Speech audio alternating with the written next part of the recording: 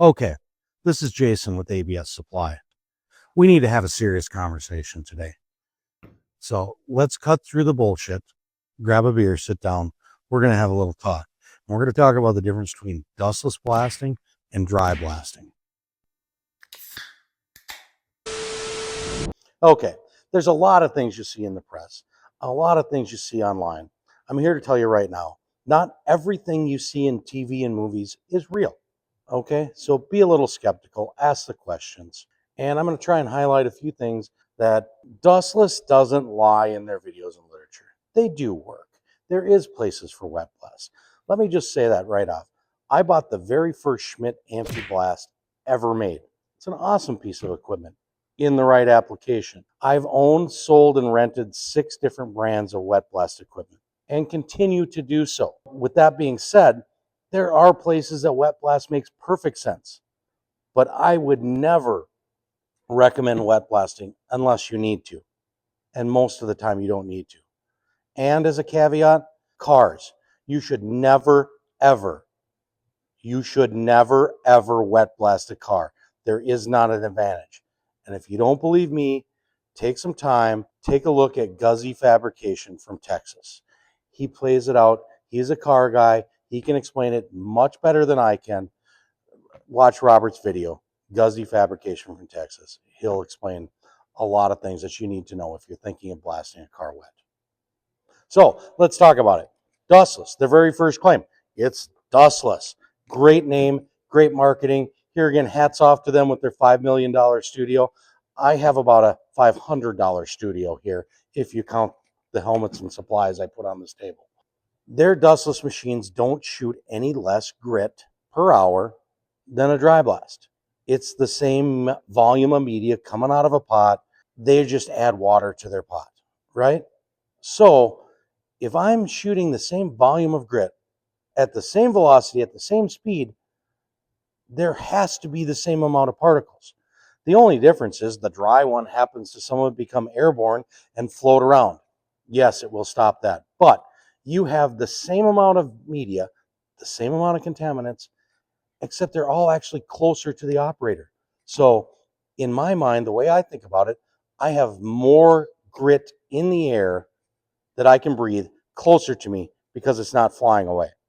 So dustless, I don't know. That one, it depends on your interpretation.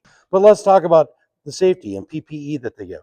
So first of all, I'm here to tell you right now, NIOSH says that whether you're blasting wet, dry, soda, it doesn't matter. Corn cob, walnut, you need air supplied respirators. So the guys that are telling you any different, no, it's not legal. Now, you as an owner operator, you do not need to follow any PPE requirements. You can wreck your lungs if you want. But if you have an employee, you're paying someone to hold that nozzle, you better be supplying them with an air-fed helmet, whether it's dry or wet. NIOSH does not discriminate. That is a legal fact. So with that one, beware. They do a very good job promoting self-startup as a business. They promote it as buy your all turnkey thing here. One thing I'm going to tell you right now, we build systems for people all the time. Trailers, setups, wet and dry. You're paying a premium for that package price. So double check, do your math, talk to someone else, please. Talk to a local blasting distributor in your area. The other thing I will tell you, we deal with a lot of very large national construction companies and firms. I cannot list one of them that has a dustless blaster. Why do you think that is? Ask yourself that question. One of the reasons I can tell you is, well, not really many things should be blasted wet, first of all. But second of all, their fill time to fill a pot, horrendous compared to any other dry production pot, regardless of the brand name.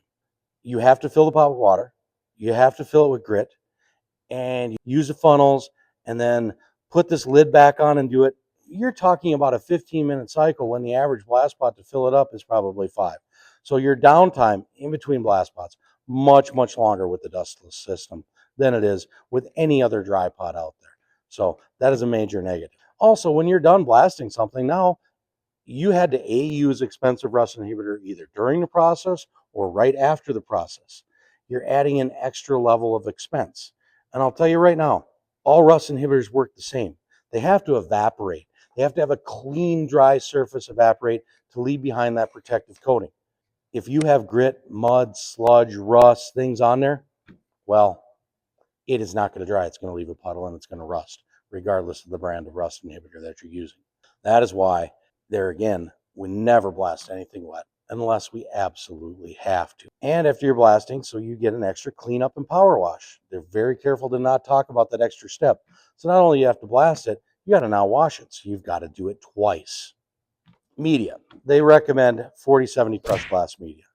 Well, the reason being, 7100 will not flow in their pots. It's too fine when you get it wet. It turns into a sludge, a mud, things like that. Coincidentally, all the professional body guys and all the repair guys I work with, 7100 glass is the ideal profile to go to powder. You do not have to do other blasting. You do not have to do other sanding, grinding, things like that. It is ready to go right to primer. 7100 is the ideal profile.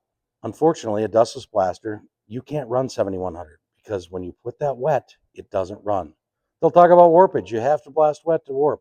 BS, not true. You can blast with the right pressure, media, mix, angle, distance, standoff, all of that. It's a recipe like anything else. There's a skill, just like painting to blasting.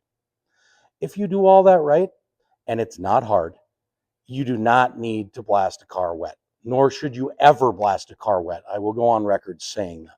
When should you be using wet blast? What is the right application? Well, let's talk about it. We mentioned that I would never blast anything unless I had to, but there's certain applications where it does make sense. Anywhere you would have a tremendous amount of containment to control freeborne, airborne dust in a public type place. Somebody spray paints the courthouse steps. That's a great application for wet blasting.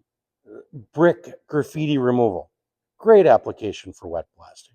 If you're in a public parking lot that's maybe full of people and you need to strip some lines, another great application for wet blasting. Actually, a lot of concrete blasting. Benefits to wet. Can you potentially make a case for it in powder coaters? Yes and no. It does keep the powder cooler when you're blasting it. That's true, but you have to deal with the extra rust inhibitor and the cleanup. So you have to take a really close look at whether that's cost effective or not. But powder coat blasting, there's potentially some gains to do it wet. But if we're going to do it wet, how would we do it other than dustless? They're what I see everywhere on the internet. Well, there's a couple different ways. One, the $500 option we have right here, a water injection nozzle that hooks onto any blast pot like a nozzle and is fed with a garden hose. Simple, efficient, easy to run. You can switch it in and out any part of a job. If you're going to do it more seriously, you're going to blast more than just the occasional wet job, or you do a lot of it, Schmidt AmphiBlast, hands down, is the best system. The reason being, it goes from wet to dry in the flip of a switch. We're not filling a pot with water and media, making a slurry. We are simply injecting it at the bottom of the pot where the grit hits the air hose and then it's accelerated. And the beautiful thing about this is we can go from wet to dry, literally in a flip of a switch in 2 minutes and be done. Also, the dustless system, one of the inherent flaws with that is they don't allow you to independently regulate the water and the media. If you want more water, you get more media. If you want more media, you get more water. It's in a pot, in a slurry. It's all for one and one for all. With the Schmidt AmphiBlast, you can independently adjust them. I can turn it on to flood something if I want to wash it down while I'm blasting because it's a big, greasy, oily, nasty part I want to blast and wash at once. Great. Or if I'm in a public place where cleanup's going to be an issue and I don't want a whole bunch of wet grit, I got to shovel, try and sweep, clean up. How am I going to get this wet stuff out of the public space? I can run the AmphiBlast so lean that the water catches and misses the dust, but it doesn't even run down the wall and touch the ground. It's literally just misting things. So as little as, a cup or two a minute versus gallons a minute if I want, but I have that versatility. So that's a really nice part of why the AmphiBlast is so much more versatile and not more money, but allows you to that chance to do wet and dry in one system with a minute changeover. Also, you can use that system to just do blow off, just to do air. So there's so much more versatile. Please check that out. Look online. Bill Nelson from Schmidt does some really good videos on it. Super great guy, most knowledgeable guy I know in the industry. So please, just give us a call. Talk about it. If you're considering Dustless, we'll go through the application. If Wet Blast is the right application for what you're doing, I will absolutely tell you. But don't forget, there is another option versus buying a $15,000 Dustless or a $80,000 Dustless trailer. There's an option sitting right here for less than $500. You can turn any brand blast pot into a wet pot for that 1 or 2 jobs you may need to do it a year. It's called a water injection nozzle. It's nothing new. It's been around for a long time. This threads on like any other nozzle, and your water metering hooks up to a garden hose. Something everyone's got, and most places you've got on the job site access to water. If you don't, you can feed this from a stock tank with a simple 12-volt pump. So $500, $15,000, you tell me. Thanks for listening. Jason with ABS. And as always, have a blast, but do it dry.